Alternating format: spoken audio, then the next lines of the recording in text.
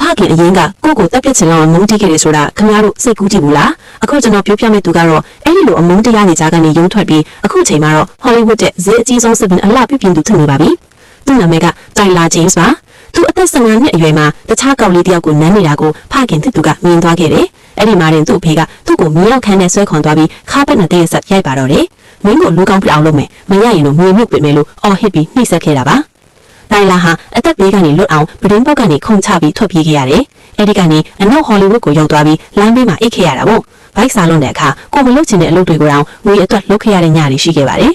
တညမှာတော့ကလပ်တစ်ခုရဲ့နောက်မှာတတိလစ်နေတဲ့သူ့ကို drag queen တယောက်ကတွေ့ပြီးကဲတင်ခဲ့တယ်သူမှပါပဲတိုင်လာကိုစပင်းညက်နေနဲ့မိတ်ကပ်ပညာတွေကိုသင်ပေးခဲ့တာပါတိုင်လာဟာအမိုက်ပုံတွေကကောက်ရတဲ့ရုပ်ထုခေါင်လေးတွေနဲ့နှင်းညမနာပညာသင်ခဲ့ပါတယ်အသက်19နှစ်မှာတော့သူဟာ Beverly Hills ကအကောင်းဆုံးစပင်းညက်ဆိုင်ကိုတွားပြီးအလုပ်တောင်းခဲ့တယ်ဒါပေမဲ့လူတွေကလမ်းဘေးကလာတဲ့ကောင်အနှံကမကောင်းတဲ့ကောင်ဆိုပြီးလှောင်ပြောင်မောင်းထုတ်ခဲ့ကြတယ်သူဇွဲမလျှော်ပါဘူးအဲ့ဒီဆိုင်ရှိမှလည်းရက်ပေါင်း30တိတိလူတွေကိုအလားကားစပင်းညက်ပေးပြီးမိခဲ့ပါတယ်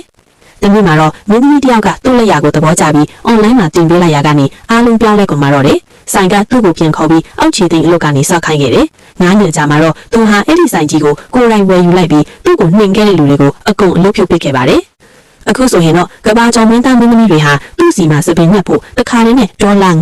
$1000ကျော်ပေးပြီးစောင့်နေကြရပါပြီ။လူတွေကသူ့ကိုဖျောက်ဖျက်ဖို့စူးစမ်းခဲ့ကြပြီးမြဲသူကတော့ဘယ်သူမှမေ့လို့မရတဲ့ထိပ်သီးတစ်ယောက်ဖြစ်လာခဲ့ပါပြီဗျာ။